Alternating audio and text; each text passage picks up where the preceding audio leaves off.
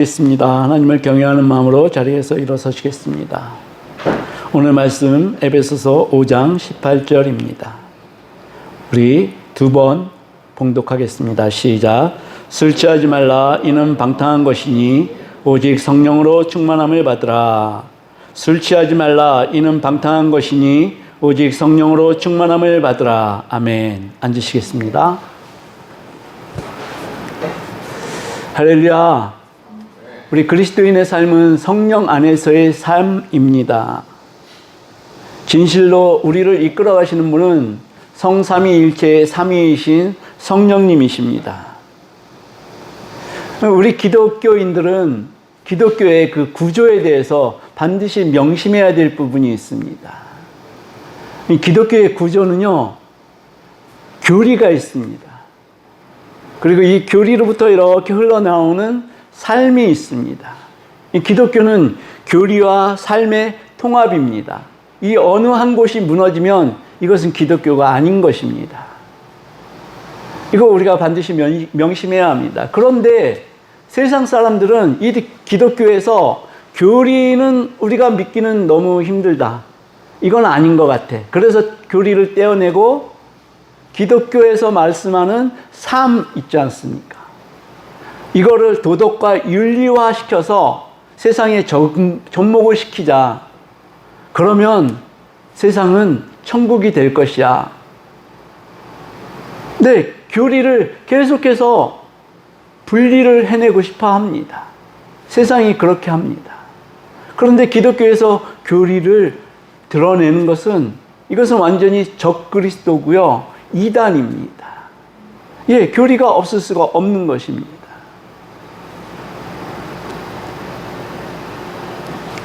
세상은 어떻게 말하냐니까 교리 없이도 기독교 윤리와 도덕만을 가지고도 하나님 나라를 이룰 수 있어. 천국이 올 수 있어. 결국은 이겁니다. 하나님의 통치가 없어도 괜찮아. 이렇게 말하는 것이 세상이거든요. 근데 이사야서를 보게 되면 천국에 대한 가장 완벽한 모습을 말씀하고 있는 성경이 나옵니다. 그게 이사야 11장입니다. 11장 6절에서 8절에 이렇게 나옵니다. 그때 하나님이 다스리는 때입니다. 그때 이리가 어린 양과 함께 살며 표범이 어린 염소와 함께 누우며 송아지와 어린 사자와 살진 짐승이 함께 있어 어린아이에게 끌리며 암소와 곰이 함께 먹으며 그것들의 새끼가 함께 엎드리며 사자가 소처럼 풀을 먹을 것이며 젖먹는 아이가 독사의 구멍에서 장난하며 젖된 어린아이가 독사의 굴에 손을 넣을 것이라. 자, 여기서 나오는 어린 염소, 어린 양, 어린아이는요, 야수성을 가진 짐승에게는 밥입니다. 그런데 얘들이 이리와 어린 양과 또 어린아이들이 독사의 구멍에 손을 넣으며 그렇게 사는 것이 천국이라는 것입니다. 그런데 이 천국이 이루어지기 위해선 교리와 삶이 같이 가야 되는 것이거든요. 근데 교리를 떼어내자고 합니다. 세상 사람들이 굉장히 좋아하는 성경 구절이 있습니다. 마태복음 5장입니다. 예수 그리스도께서 팔복에 대해서 말씀하셨죠. 심령이 가난한 자는 복이 있나니 이렇게 말씀하셨습니다. 그런데 세상 사람들은 어디에 꽂히냐니까요. 이 복에 꽂힙니다. 복. 잘 사는 것, 부자로 사는 것, 여기에 그치다 보니까 이 산상수훈을 갖다가 우리 삶에 이식을 시키자. 이 산상수훈만으로도 우리는 너무나 행복할 수 있어. 이래서 산상수훈을 계속 신봉하는 사람들이 나타납니다.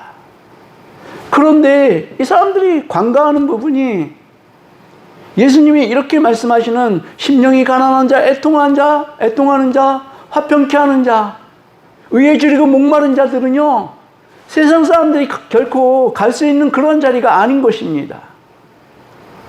예수 그리스도께서 말씀하신 이 위대한 팔복을 누릴 수 있는 사람은 온전히 성령이 충만한 자만 누릴 수가 있는 복인 것입니다.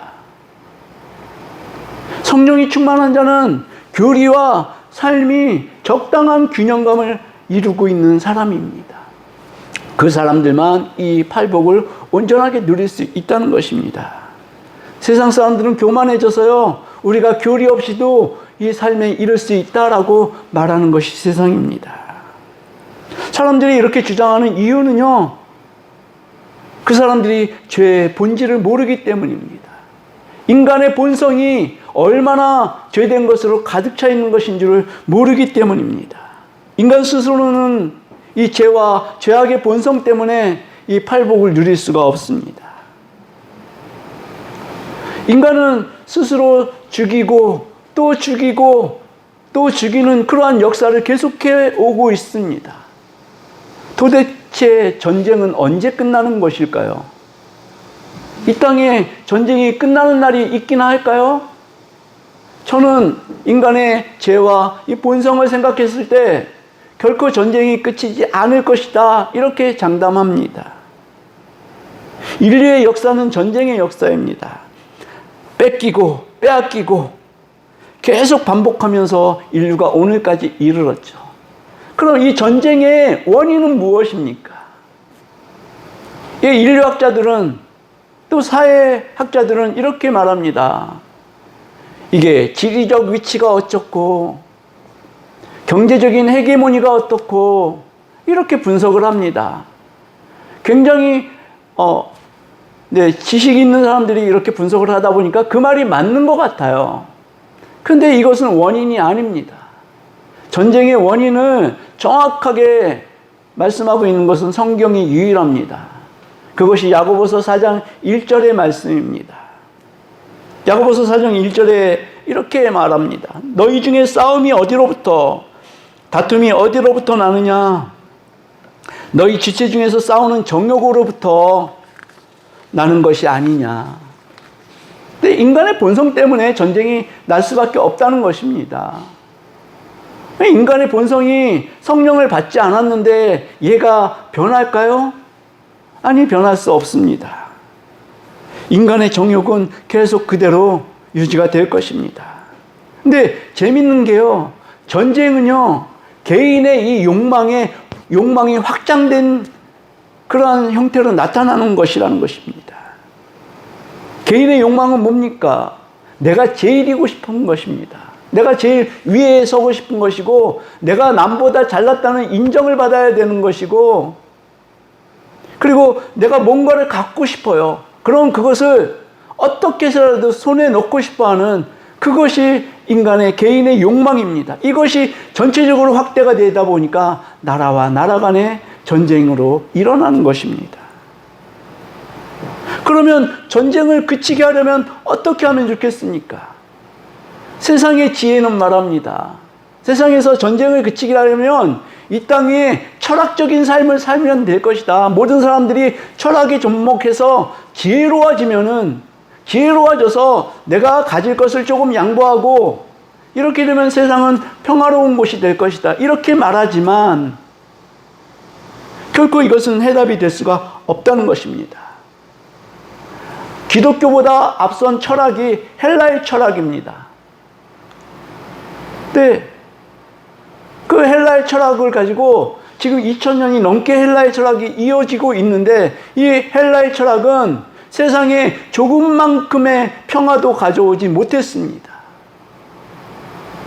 그 헬라 철학은 지혜롭게 말하기는 하지만 그들이 가져온 것은 이 지식인들의 교만이었고요, 그들만의 세계를 구축한 것이었다는 것입니다. 결코 세상에 평화를 이룰 수는 없었다는 것이죠.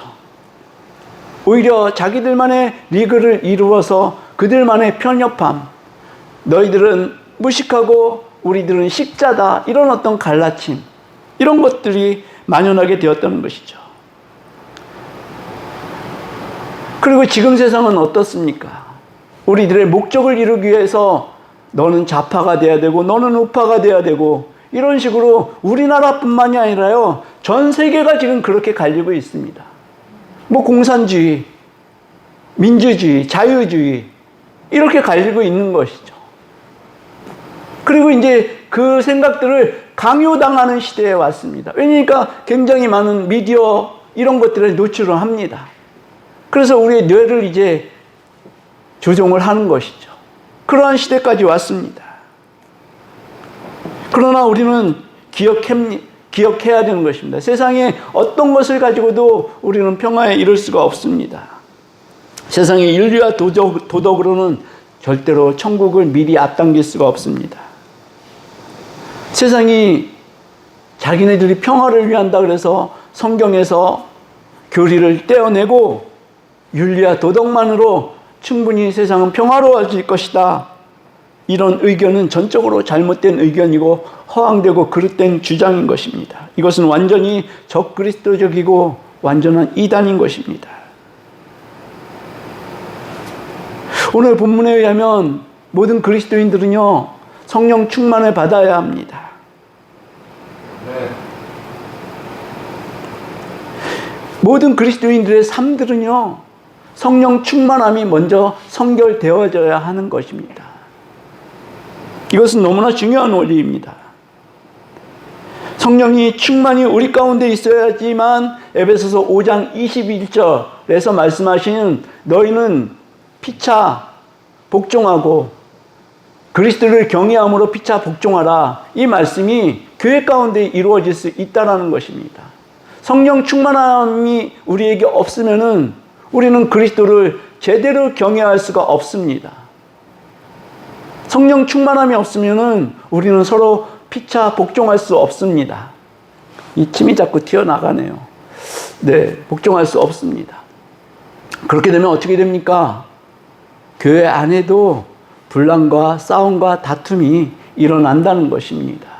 서로 자기들의 의견을 주장하다 보면 당연히 그렇게 될 수밖에 없죠. 근데 너무 재밌는 게 이 싸우는 양측이요, 교회를 사랑하지 않는 사람들이 아닙니다. 전부 교회를 사랑합니다. 교회를 사랑하는 입장에서 말하는데 이게 싸움과 분란으로 나타난다는 것이죠. 성령 충만하게 되면은, 네, 이것들이 없어진다는 것입니다. 성령 충만하지 않으면요, 이후의 말씀이 계속 우리에게 대두가 됩니다. 성령 충만하게 되면 부부간의 관계가 좋다. 성령 충만하게 되면 부모와 자녀 간의 관계가 좋을 수밖에 없다. 성령 충만하게 되면은, 네, 회사와 직원 사이에 쟁의가 일어나지 않는다. 이 말씀을 사도 바울이 계속하고 있습니다. 이 모든 삶에 선결되어져야 되는 것이 성령 충만함이라는 것입니다. 근데 도대체 성령 충만하면 이 성령의 능력은 무엇이기에 성령 충만함을 받으라 이렇게 말씀하는지를 우리는 좀 알아야 합니다. 성령의 능력은 무엇입니까? 성령의 능력. 오늘 그 성령의 능력을 네 가지로 말씀을 드릴 것입니다. 성령의 능력은 첫 번째, 세상을 책망하는 능력입니다. 요한복음 16장 8절에 예수님께서 이렇게 성령에 대해서 말씀하셨습니다. 그가 와서 죄에 대하여, 의에 대하여, 심판에 대하여 세상을 책망하시리라. 여기 이 말씀에 의하면은 성령님이 책망하시는 것은 이것입니다. 그리스도를 믿지 않는 것이 죄다, 이렇게 책망하시는 것이고, 예수 그리스도 그분 자신과 그분의 십자가와 그 부활, 이 모든 것이 의다, 이렇게 말씀하시는 것입니다.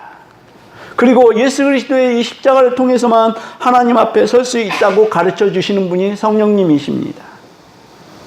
또 한 가지 말씀하시는 것이 사탄의 권세는 예수 그리스도의 십자가와 부활을 통해서 이미 끝장난 것이다, 이렇게 가르쳐 주고 계시는 것입니다. 그런데 예수 그리스도를 거부하고 끝까지 세상을 따르는 자들은 사탄과 함께 동일한 심판에 놓일 수 있게 된다. 이것이 성령님께서 세상을 책망하시는 것입니다. 두 번째, 성령의 능력은 우리에게 중생함을 주신 것입니다. 중생함. 성령님이 아니고선 그 어떤 누구도 중생할 수 없습니다. 요한복음 3장에 보면 니고데모라는 유대인의 선생이 나옵니다. 이 니고데모가 밤중에 예수님을 방문했습니다. 그래서 예수님한테 이제 질문 두 가지를 던지죠. 예수님, 내가 어떻게 하면 영생을 얻겠습니까? 또 어떻게 하면 하나님 나라에 들어갈 수 있겠습니까? 사실은 이제 한 가지 대답이, 한 가지 문이나 마찬가지죠. 근데 예수님께서 말씀하십니다. 예수께서 대답하여 이르시되 진실로 내게 이르노니 사람이 거듭나지 아니하면 하나님의 나라를 볼 수 없느니라. 예, 거듭나야 된다고 말씀합니다. 중생해야 된다고 말씀하시는데 이 니고데모는 다시 태어난다? 인간이 다시 태어나야 된다? 이렇게 받아들인 것이죠. 그래서 사람이 어떻게 거듭납니까? 어떻게 어머니 뱃속에 다시 들어갔다 나올 수 있습니까? 이렇게 물어봅니다. 그랬더니 주님께서 말씀하시기를 예수께서 대답하시되 진실로 진실로 내게 이르노니 사람이 물과 성령으로 나지 아니하면 하나님의 나라에 들어갈 수 없느니라. 성령님이 우리에게 하시는 중점적인 일 가운데 한 가지가 우리에게 중생을 주시는 것입니다. 성령이 임하시고 중생을 받는 것이죠. 그리고 성령의 세 번째 특징은 능력은 우리에게 성화를 촉진시켜 주십니다. 성화. 성령에 대한 성화에 대한 갈망이 있게 한다는 것이죠. 성령 하나님께서는 우리가 단지 중생하는 것에 머물고 거기에 머물게 하는 것이 아니라 우리 안에 있는 죄의 본성을 계속해서 우리가 거스리고 싸우게 우리를 인도하십니다. 우리가 거듭났다고 해도 계속 우리의 죄의 본성이 우리 가운데 남아있지 않습니까? 이것을 계속 부인하고 싸우게 하시는 분이 성령님이시라는 것입니다. 그래서 우리가 이 싸움을 계속하게 되면은 우리의 형상은 그리스도의 형상으로 바뀌어 가는 것입니다. 내 속에 있는 이 죄성을 계속 부인하고 내가 십자가 지는 삶, 나를 부인하는 삶, 이것이 내 안에서 기쁨으로 여겨지게끔 하시는 분이 성령님이시라는 것입니다. 그래서 모든 사람과 평화스럽게 지낼 수 있게 하며 모든 쟁의를 끝날 수 있게 하시는 분이 성령님이십니다. 성령의 열매를 맺으면 육체의 욕심을 내려놓게 됩니다. 이 육체의 욕심이 정말 별로 쓸데없는 것이다 이렇게 깨달음을 주시는 것이죠. 그것이 갈라디아서 15장 16절에서 17절의 말씀이고요. 22절 23절 말씀입니다. 우리 이 말씀은 함께 읽었으면 좋겠습니다. 갈라디아서 5장 16절 17절 22절 23절입니다. 함께 읽겠습니다. 시작. 내가 이르노니 너희는 성령을 따라 행하라. 그리하면 육체의 욕심을 이루지 아니하리라. 육체의 소욕은 성령을 거스르고 성령은 육체를 거스르나니 이 둘이 서로 대적하므로 너희가 원하는 것을 하지 못하게 함이니라. 22절이요. 오직 성령의 열매는 사랑과 희락과 화평과 오래 참음과 자비와 양성과 충성과 온유와 절제니 이 같은 것을 금지할 법이 없느니라. 아멘. 또 성령님께서는 우리를 그리스도의 형상으로 변화시켜 주시고 그러한 역할을 합니다. 그것이 고린도후서 3장 18절입니다. 우리가 다 벗은 얼굴로 거울을 보는 것 같이 주의 영광을 보매 그와 같은 형상으로 변화하여 영광에서 영광에 이르니 곧 주의 영으로 말미암음이니라. 우리를 그리스도의 형상으로 변화시켜 주시는 분이 성령님이십니다. 네 번째로 성령님의 능력은 우리에게 부흥과 영적인 재각성을 일어나게 합니다. 교회가 부흥했던 때는 언제였는가를 살펴보면요, 교회가 설교를 했을 때 이 믿음과 신앙에 대해서 설교를 하면 교회는 부흥됐습니다. 예수 그리스도의 십자가를 설교할 때 교회가 부흥됐다는 것입니다. 교회가 이 복음의 본질이 예수 그리스도의 십자가 지심, 우리를 위해서 이 땅에 오심, 그것 아닙니까? 그것을 설교했을 때 교회는 부흥했습니다. 그런데 교회가요, 이제 세상의 어떤 기준에 맞춰서 윤리와 도덕과 철학, 이것을 설교하게 되면 교회는 텅텅 비어져 갔습니다. 지금의 시대가 바로 그렇습니다. 교인들이 이제 우아한 삶을 살고 세상의 어떤 관점에서 우아하게 살아내고 이러한 것들을 설교하다 보면은 교회는 이제 교회의 어떤 본질적인 모습을 잊어버리게 된다는 것입니다. 교회가 믿음과 신앙을 설교하기 위해서 반드시 필요한 게 성령 충만함입니다. 지금 교회의 현실을 보게 되면요, 교회는 에스겔 골짜기에 마른 뼈 같은 그러한 현실입니다. 생명이 없습니다. 생명력이. 에스겔 골짜기에 이 마른 뼈들에게 무엇이 필요했습니까? 생기가 불어와야 됐습니다. 하나님의 그 바람, 성령의 바람이 불어와야 됐습니다. 이 성령의 바람이 충만하게 불어오면은 교회는 사자의 심장을 갖게 될 것입니다. 이 야수성을 회복해서 내가 죽으면 죽으리라. 그래서 나가서 무엇을 할 수 있겠습니까? 나가서 이 복음 전파를 담대하게 할 수 있게 된다는 것입니다. 그래서 저는 오늘 말씀의 결론은 사실은 성령 충만함은 복음 전파하고 관계가 있는 것이구나. 내가 성령 충만하지 않으면요, 그냥 복음 전파할 일이 없는 것이에요. 여기에 대한 갈망도 없고요, 소망도 필요 없어진다는 것입니다. 예수 그리스도의 그 명령이 우리에게 우리의 삶에서 완전히 지어진다는 것이죠. 그냥 나는 예수 믿고 천국 가는 것으로 만족해. 이런 상황이 된다는 것입니다. 사실은 이것은 영적인 절망의 시대입니다. 성령 충만은 받아도 되고 받지 않아도 되는 것이 아닙니다. 우리 그리스도인이 참으로 성경에서 말하는 그 기쁨을 누릴 수 있는 이 삶은 성령 충만함을 통해서만입니다.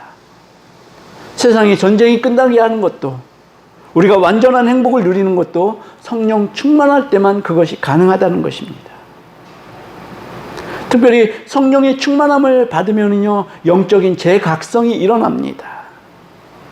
사도행전 4장에 보면은 성전 미문에 앉아서 구걸하던 사람이 있었습니다.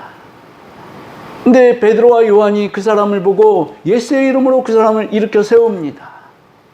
많은 사람 앞에서 이 일이 일어나다 보니까 이제 공회에는, 유대인의 공회에는 이거 예수 그리스도의 도를 전파하는 것을 금하고 있는 사람들의 모임이거든요. 그 사람들이 베드로와 요한을 잡아다가 이틀 동안 감옥에 넣어 놓습니다. 그리고 베드로와 요한에게 위협합니다. 네가 나가서 이것을 전하고 계속 전하게 되면 너는 죽을 것이야. 죽여버리겠다. 뭐 이런 위협을 하고 베드로와 요한을 놔줍니다. 베드로와 요한이 자기들의 공동체로 다시 들어가서 이 말씀을 얘기합니다. 내가 이렇게 했더니 공회 사람들이 나를 죽이겠다고 그러더라. 그럴 때 그들은 간절히 기도합니다. 정말 간절히 기도합니다. 이게 말씀이 사도행전 4장 24절에서 31절까지 나오는데요. 이 말씀이 오늘 말씀을 준비하면서요, 기도가 말씀을 준비하면서 제 가슴을 뜨겁게 달아오르게 하더라고요. 그들이 이 소식을 듣고 기도합니다. 그들이 듣고 한 마음으로 하나님께 소리를 높여 이르되 대주제여 천지와 바다와 그 가운데 만물을 지은 이시오. 또 주의 종 우리 조상 다윗의 입을 통하여 성령으로 말씀하시기를 어찌하여 열방이 분노하며 족속들이 허사를 경영하였는고 세상의 군왕들이 나서며 관리들이 함께 모여 주와 그의 그리스도를 대적하도다. 지금 마찬가지죠. 그리스도를 대적하는 그러한 시대에 살고 있습니다. 그런데 그들의 기도가 이렇습니다. 주여 이제도 그들의 위협함을 굽어보시옵고 또 종들로 하여금 담대히 하나님의 말씀을 전하게 하여 주시오며 손을 내밀어 병을 낫게 하시옵고 표적과 기사가 거룩한 종 예수의 이름으로 이루어지게 하옵소서 하더라. 그랬더니 어떻게 돼요? 이 사람들이 빌기를 다하며 모인 곳이 진동하더니 무리가 다 성령으로 충만하여 담대히 하나님의 말씀을 전하니라. 아멘. 성령 충만함을 받으니까 이 사람들이 담대해져서 예수 그리스도의 복음을 더 힘차게 열심히 확신을 가지고 전할 수 있게 되었다는 것입니다. 근데 이때 교회의 기도가요, 정말 담대한 기도였습니다. 보통 베드로와 요한 그리고 그 교회 공동체가 야, 공회에서 너희들 이제 가만히 안 놔둘 거야, 이런 어떤 위협을 했을 때 구해야 되는 기도가 무슨 기도입니까? 하나님, 우리를 보호해 주소서, 이렇게 먼저 기도하지 않겠습니까? 근데 이 사람들의 기도에는 우리를 보호해 주소서, 이 기도가 빠져 있더라는 것입니다. 네, 이 기도가 빠져 있어요. 성령 충만하여 네, 담대히 복음을 전할 수 있게 하십시오. 이것이 이들의 기도였다는 것입니다. 근데 우리는 어떻습니까? 우리는 우리의 보호를 먼저 구하지 않습니까? 어떻게 보면 인간의 연약함 때문에 이것은 너무나 자연스러운 기도라고 생각하겠지만, 성령 충만함이 임하게 되면은 우리의 보호보다도, 우리의 생명의 어떤 보전보다도 더 중요한 게 복음 전도에 우리가 담대해질 수 있다라는 것입니다.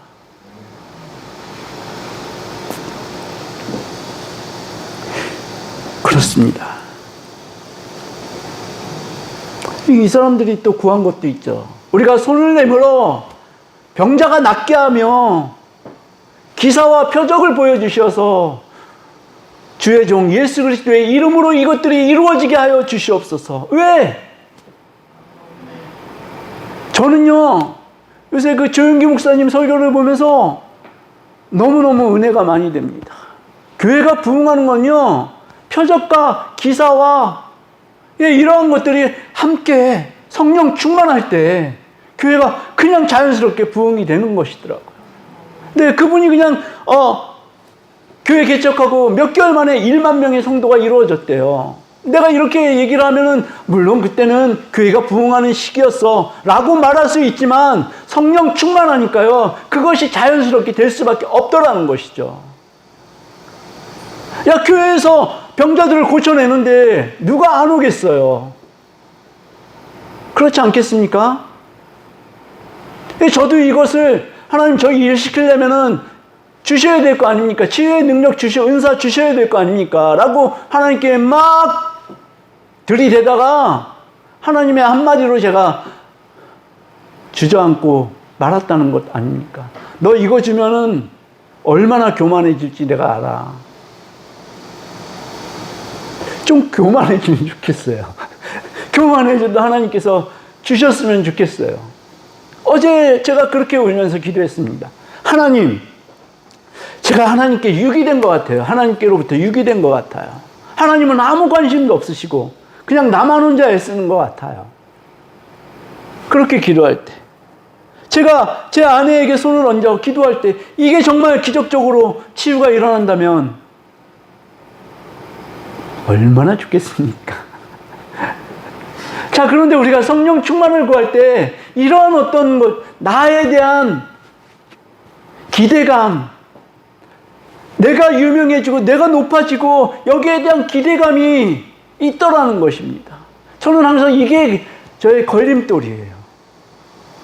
순수하게 성령 충만만 구해서 정말 그러한 일이 담대하게 복음이 전파되어질 수 있는 길이 열려진다면 내가 이것을 위해서 정말 생명 다해서 기도할 수 있을 텐데,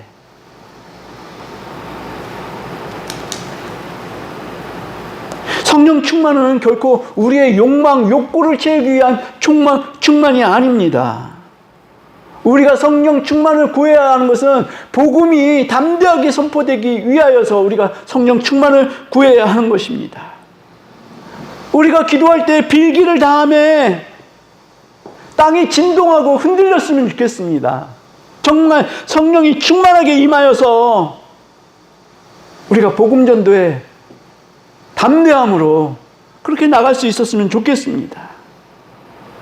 마른 뼈들이 생기로 살아나는 성령이 우리에게 충만히 임했으면 좋겠습니다. 우리는 무엇으로 하나님을 기쁘시게 해드릴 수 있겠습니까?